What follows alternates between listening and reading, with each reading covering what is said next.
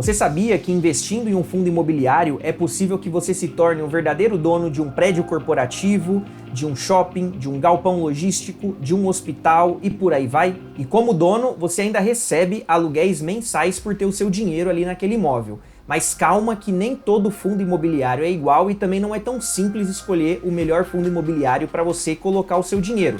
Mas é sobre isso que falaremos no vídeo de hoje, para tentar clarear um pouco mais na hora de você tomar essa decisão. Então acompanhe até o final, presta atenção para não cair em nenhuma armadilha.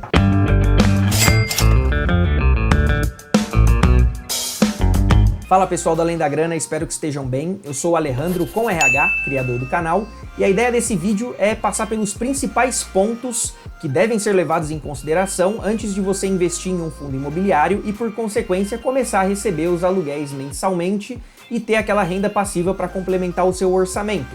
Lembrando que no momento em que eu te agregar no conhecimento de alguma forma, peço que não se esqueça de deixar o like para fortalecer esse canal e principalmente ajudar que esse conteúdo chegue a cada vez mais pessoas. Sem mais delongas então, e começando literalmente do começo, que é o mais importante, o que são fundos imobiliários. Imagina uma situação onde você se junta com um grupo de pessoas para comprar uma pizza de 10 pedaços, onde quem pagar mais vai ter mais pedaços de pizza para comer. Quem pagou 10%, por exemplo, recebe um pedaço, 20% do valor da pizza, 2 pedaços, 30%, 3 pedaços e assim por diante. A dinâmica de um fundo imobiliário é praticamente a mesma desse exemplo. Um grupo de pessoas se junta, porém, para comprar um imóvel, onde quem tem mais cotas desse imóvel recebe proporcionalmente mais aluguel no final do mês do que quem tem menos cotas, sendo cada cota desse imóvel representando um pedacinho dele na posse do cotista, que no caso é você, o investidor. A vantagem de se investir via fundo imobiliário em um imóvel é que boa parte das dores de cabeça que você teria ao comprar aquele imóvel sozinho, você terceiriza para uma equipe especializada. Quais são essas dores? Imagina você tendo que comprar aquele imóvel, então você primeiro teria que desembolsar o valor cheio do imóvel para poder fazer a compra, ter a pesquisa para ver se o imóvel que você está comprando está em uma boa localização, está em um bom estado.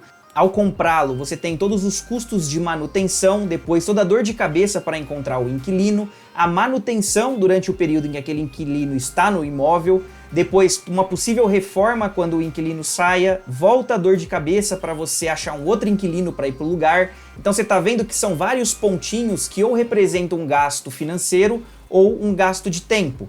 Tudo isso, quando você coloca em um fundo imobiliário o seu dinheiro, você passa para uma equipe fazer isso para você e, por consequência, você ainda recebe no final o aluguel, ainda mais se os imóveis eles forem bem geridos. Um fundo imobiliário não necessariamente tem apenas um imóvel, existem fundos de monoinquilinos, mas boa parte ele é bem pulverizado, o que reduz um pouco o risco, já que quando você está muito concentrado, se aquele inquilino ele não te paga, representa um risco maior para o fundo do que se ele tem vários inquilinos ali realizando os seus pagamentos. E as classificações dos fundos imobiliários são praticamente de dois tipos. O fundo de tijolo, que é aquele fundo que tem imóveis físicos, que você consegue enxergar, um galpão logístico, um shopping, um prédio corporativo e assim por diante. E fundos de papel, que são fundos que possuem dívidas de imóveis, que consequentemente quem tem essas dívidas realiza o pagamento para o fundo e o fundo repassa em forma de aluguel para os seus cotistas. Fora isso, tem também fundos híbridos que tem uma mescla dos dois, entre outros tipos de fundo, mas os principais são esses dois. Inclusive, se vocês quiserem um vídeo detalhando todos os tipos de fundo imobiliário que existem e as suas peculiaridades, comenta aqui embaixo que eu faço esse vídeo para vocês. Mas aí fica o questionamento, se são tantos tipos de fundo imobiliário, como escolher aquele que é bom? Pensa que é praticamente como escolher um namorado e uma namorada. Você não vai escolher a primeira pessoa que aparece na sua frente, né? Você costuma conhecer a pessoa antes, você avalia os gostos, a visão de futuro, se tem os mesmos planos que você, se é uma pessoa ou não legal no final das contas, enfim. Basicamente, com fundo imobiliário você faz a mesma análise, você avalia quais são os imóveis que tem naquele fundo, se são bem localizados, se os inquilinos eles efetuam o pagamento com recorrência, se são devedores. Você faz uma pré-análise ali sobre o fundo antes de fazer a escolha. Fuja de fundos problemáticos, assim como você foge de potenciais namorados ou namoradas que você vê que não vai dar futuro para você. Você não quer um fundo imobiliário, por exemplo, com muitos devedores ou que não paguem os seus aluguéis ou que estão mal localizados ou qualquer outra coisa que não trate bem o seu dinheiro. Afinal, você trabalha bastante para conquistá-lo, então nada mais justo do que você passar para alguém que vai cuidar bem dele no final das contas. E é aqui que entramos nos principais pontos ou indicadores que você deve levar em consideração antes de realizar um investimento em um fundo imobiliário. Eu já soltei alguns spoilers antes, porém aqui a gente vai entrar com detalhe, então preste atenção até o final para não perder nenhum deles. O primeiro é o chamado Dividend Yield, que basicamente representa o quanto que aquele fundo ele te retorna de aluguel comparado com o preço da cota daquele fundo no momento. Então, um caso prático, imagina que você está negociando em um fundo a R$100 a cota e ele tem um Dividend Yield de 10%.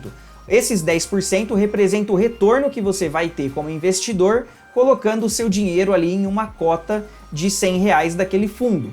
Muita gente comete dois erros com relação ao Dividend Yield. O primeiro é olhar só para ele antes de realizar o investimento em um fundo imobiliário. Então você pega a lista de fundos imobiliários e filtra do maior Dividend Yield para o menor e já compra ali os que estão pagando mais. Por que que isso é um erro? Primeiro, você não deve olhar para um único indicador antes de realizar qualquer investimento de renda variável, mas principalmente porque muitos desses fundos podem estar pagando um yield alto por algum momento ruim do fundo. Então é por essa razão que você não deve só olhar para o yield. E um outro erro são os investidores que comparam Dividend Yield com a taxa Selic. Então encontra um fundo imobiliário com um yield de 7% e fala, para que eu vou colocar o meu dinheiro ali se hoje a Selic está pagando mais de 13%? Porém, isso é a mesma coisa de comparar banana com maçã. São cenários completamente diferentes, um é renda variável, o outro é renda fixa, então não cometa nenhum desses dois erros. O Dividend Yield é um indicador importante, porém ele não deve ser o único a ser levado em conta antes de realizar os seus investimentos. Outro indicador interessante é o índice de vacância, que mede basicamente a quantidade de imóveis desocupados que aquele fundo possui com relação à quantidade total de imóveis. Pensa que um imóvel desocupado é muito ruim para um fundo imobiliário, afinal não tem um inquilino ali pagando aluguel e se é ruim para o fundo é muito pior para o cotista, porque ele também não vai receber aluguel por aquele imóvel. Porém, assim como o yield e qualquer outro indicador, isolado ele não é o suficiente para você tomar uma decisão de colocar ou não o seu dinheiro ali. Pensa no caso das Americanas, recente. Existem fundos imobiliários que estão sofrendo com atrasos e, inclusive, estão ameaçando de pegar esses imóveis de volta, ou seja, com ordem de despejo das Americanas dali. Nesse cenário, o índice de vacância desses fundos pode subir, porém, se são imóveis bem localizados, não vai ser difícil de colocar outro inquilino no lugar. Então, se você olhar aquilo de forma isolada, pode ver uma vacância elevada, porém para algo que não representa um risco para aquele fundo. Vai sempre da análise do investidor.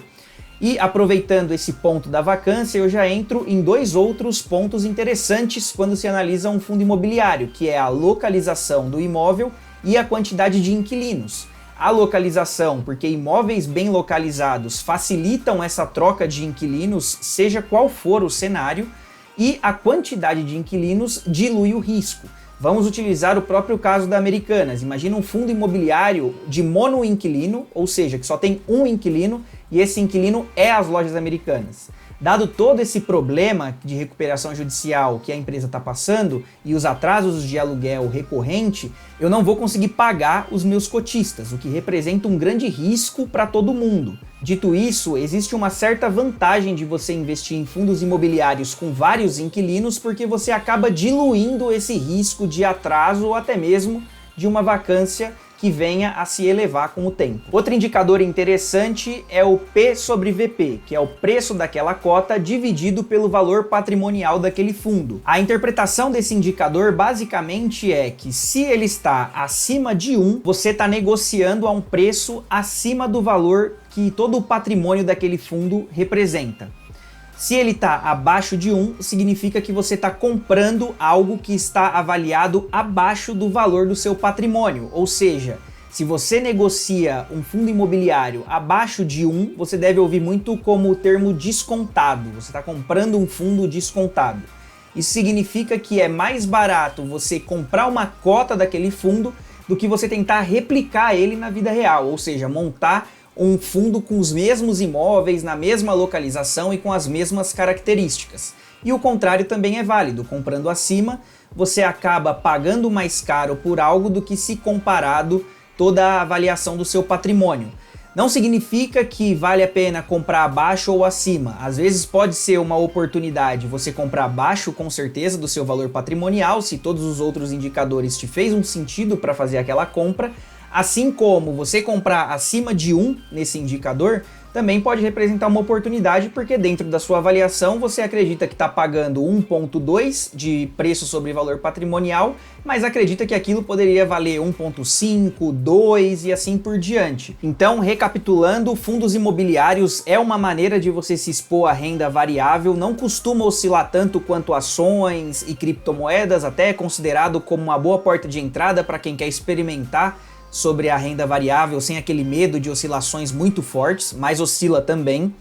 E a partir do momento em que você toma essa decisão, você passa a se tornar cotista, ou seja, dono de parte de um imóvel e receber aluguéis mensais por conta disso. Para tomar essa decisão é preciso considerar alguns indicadores importantes, como o dividend yield, preço sobre valor patrimonial, a quantidade de inquilinos, localização dos imóveis, dentre outros, onde você junta pontos positivos e negativos desses indicadores e toma a decisão se vale a pena ou não colocar o seu dinheiro ali no final das contas.